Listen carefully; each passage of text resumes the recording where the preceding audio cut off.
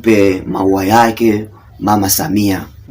Mama Samia anajua kupiga mwingi, kwa sababu nchi yetu ukiachana na amani tu kuwepo, wawekezaji wapo wengi, kwa sababu ndio nchi ambayo pendwa yani duniani, nchi ambayo inayopendwa na watalii tofauti tofauti wanakuja Tanzania.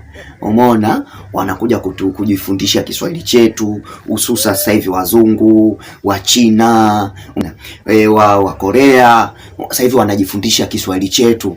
Umeelewa? Kwa hiyo kuna wengi sana katika nchi yetu ambaye ni wageni. Mimi na enjoy sana kupata wageni na pia kujifunza lugha yetu. Mimi nafurahi sana, na pia nakupa hongera sana mama kwa kuonyesha upana wa mawazo yako.